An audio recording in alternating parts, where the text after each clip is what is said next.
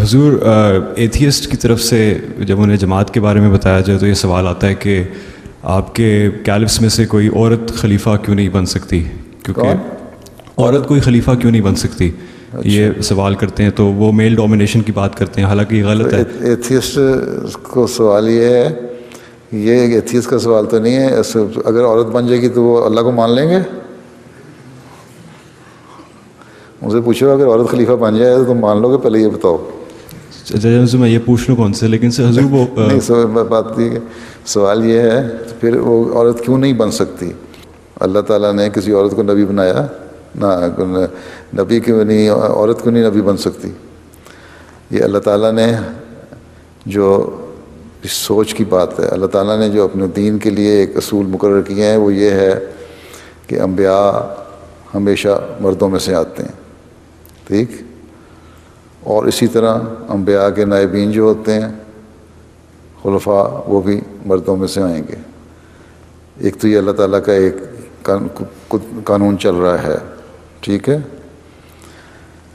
دوسرے، عورتوں میں بعض دن ایسے ہیں کہ جن میں ان کو نمازیں پڑھنے سے رخصت ہے، ٹھیک ہے، قرآن کریم پڑھنے سے رخصت ہے اسلام کے مطابق.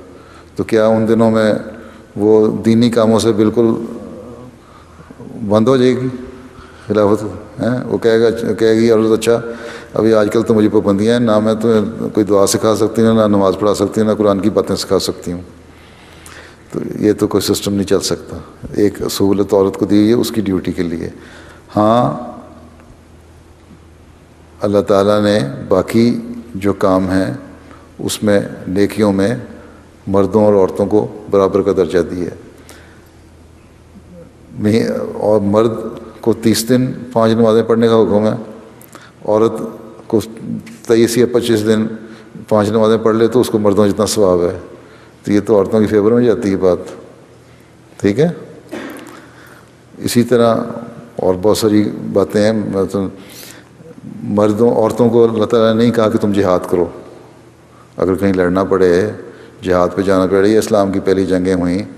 لیکن جب ایک عورت نے حضرت صلی اللہ علیہ وسلم سے پوچھا کہ مرد جہاد پہ جاتے ہیں اور اس کا ثواب بھی بڑا ہے، تو کیا ہم گھر میں رہتی ہیں اور بچوں کو پالتی ہیں تو ہمیں بھی ثواب ہوگا؟ حضرت صلی اللہ علیہ وسلم نے فرمایا کہ ہاں تمہیں بھی جہاد کا ثواب ہے. یہ تو جو ڈویژن آف لیبر ہے اسلام میں کے قانون میں، مردوں کے سپرد یہ کام کیے گئے، عورتوں کے سپرد یہ کام کیے گئے، اور دونوں کو ثواب ایک جتنا دیا گیا. اس پہ یہ تو ہر جگہ کے رولز اینڈ ریگولیشن ہوتے ہیں، ہر جگہ دنیا وہی اصولوں میں بھی. تو اگر اسلام نے ایک دے کے تقسیم کر دیا کام کو، ڈویژن آف لیبر کر دی، تو اس پہ کیا اعتراض ان کو ہو سکتا ہے؟ یہ تو صرف اعتراض کی باتیں ہیں نا. باقی ایتھیسٹ تو مذہب پہ اعتراض کرتے ہیں کہ مذہب کی ضرورت ہی نہیں ہے. یہ تو ویسے ہی آ گئی نا کہ چلا اعتراض برائے اعتراض آ گیا. جو تم کہتے ہیں مسلمان، ہم اسلام مسلمان ہیں، ہم یہ بھی حق دیتے ہیں، یہ بھی حق دیتے ہیں، یہ بھی حق دیتے ہیں، تو وہ کہتے ہیں اچھا یہ بھی حق دیتے ہیں تو تمہارا خلیفہ کیوں نہیں عورت بن سکتی؟ یہ اعتراض صرف اعتراض کی خاطر کرتے ہیں وہ، ٹھیک ہے. تو ہمارے ایک اصول ہیں، ہر بات کا ایک اصول ہوتا ہے. باقی اب تو یہ میں نے پچھلے دنوں میں یہاں کسی تقریر میں ذکر بھی کیا تھا، اور جو بھی پڑھانے والے ہیں، ٹیچر ہیں اور دنیا کے لوگ مانتے ہیں کہ جب تک مذہب نہیں آیا تھا مورلز بھی نہیں آئے تھے، اخلاق بھی نہیں آئے تھے، اور مذہب نے آ کے اخلاق دیے. ان فلاسفروں نے، ان ایتھیسٹ نے اور عیساروں نے اگر کوئی اخلاق لیے ہیں تو انہی سے لیے ہیں. جب انسیویلائز سوسائٹیز تھیں، جنگل میں لوگ رہتے تھے، کیو ایج تھی، اس وقت کون تھا؟ کوئی اخلاق نہیں تھے نا، جانوروں کی طرح رہتے تھے. بلکہ یہ لوگ تو فلمیں بھی بناتے ہیں جانوروں والی حرکتیں کر رہے ہیں، ٹھیک ہے. یہ مورلز جو سکھائے وہ مذہب نے سکھائے. اب تو مذہب پہ اعتراض یہ اس لیے کرتے ہیں کہ پابند رہنا نہیں چاہتے. انہوں نے ایک جگہ گئے ہی نہیں، چیز دیکھی نہیں، اس کا مزہ ہی نہیں لیا. حضرت مسیح علیہ السلام نے لکھا ہے ایک جگہ کہ کسی چیز کا علم نہ ہونا اور اس کو نہ دیکھنے کا مطلب یہ نہیں ہوتا کہ اس چیز کا وجود نہیں ہے. اگر کسی نے پاکستان میں ایک گاؤں ہے یا ایک قصبہ ہے منڈی بہاؤدین، اگر کسی نے نہیں دیکھا، کسی کینیڈین نے، تو وہ یہ نہیں کہہ سکتا کہ وہ موجود نہیں ہے. کہہ دے گا مجھے کیا پتہ یہ نقشے پہ کسی نے نام لکھ دیا ہے بھی کہ نہیں ہے. اس کو پاگل کہیں گے، یہی کہیں گے نا کہ تم نے جب گئے نہیں، تم نے دیکھا نہیں وہاں لوگ رہتے ہیں. اسی طرح جو خدا تعالیٰ سے جس نے تعلق ہی نہیں پیدا کیا، اس نے مذہب کو سیکھا ہی نہیں، سیکھا ہی نہیں، اس کو پتہ نہیں مذہب کیا چیز ہے، اس کو پتہ نہیں اللہ تعالیٰ کیا ہے، اور اس کے لیے اس نے کبھی کوشش بھی نہیں کی. اس سے کوئی اعتراض کر دینا خدا نہیں ہے، یہ تو بیوقوفی والی باتیں ہیں. ٹھیک، ہمارا خدا کتاب جو ہے آور گاڈ، انگلش میں ترجمہ بھی ہو گیا، وہ پڑھی ہے.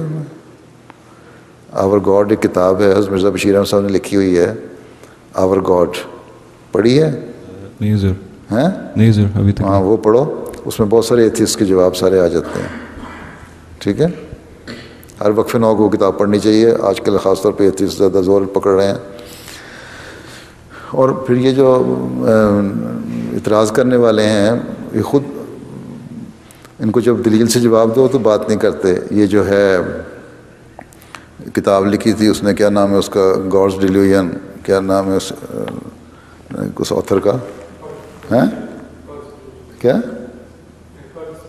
ہاں کتاب لکھنے والا کون ہے؟ ڈاکنز کیا ہیں؟ ڈاکنز ہی ہے نا. وہ یہیں ہے میرا کینیڈین ہے شاید، یا امریکن ہے، برٹش ہے. اچھا بہرحال تو وہاں میں نے ان کو کہا کہ اس کو ابھی یہ تو 8-10-15 سال پہلے اس نے کتاب لکھی تھی نا، اس کے علاوہ بھی بولتا رہتا ہے، اب بھی بولتا رہتا ہے نا خدا کے خلاف. ان کو میں نے کہا کہ تم جو اعتراض کرتے ہو، ان کو 5 والیوم کومنٹری بھیجی، پھر صرف رابی کتاب ریولیوشن ریشنلٹی بھیجی، کچھ اور لٹریچر بھیجا کہ تم پڑھو اصل اسلام یہ، اب اس کو پڑھ کے بتاؤ کہ خدا ہے کہ نہیں ہے. اس نے کہا مجھے کتابیں پڑھنے کی ضرورت نہیں، میں نہیں مانتا بس. تو یہ دلیل تو نہیں نہ ہوئی. تو ہمیں کہتے ہیں تم پڑھو، جب ہم کہتے ہیں یہ پڑھو تو کہتے ہیں میں نے نہیں پڑھنا، حالانکہ میں نے اس کو ساری کچھ بھیج دیا تھا. ہمارے UK کے جو امام صاحب طاہر مجیب راشد صاحب ہیں ان کے ذریعے سے